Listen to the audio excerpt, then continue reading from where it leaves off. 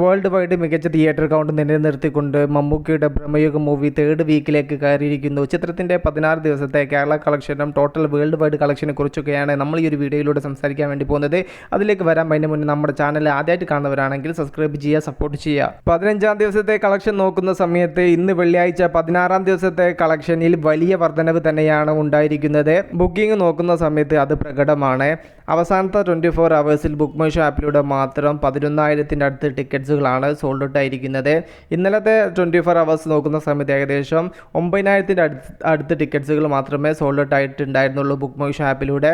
ഇവിടെ 2,000 ടിക്കറ്റ്സിൻ്റെ വർധനവ് തന്നെയാണ് ബുക്ക് മൈ ഷോ ആപ്പിലും രേഖപ്പെടുത്തിയിരിക്കുന്നത്.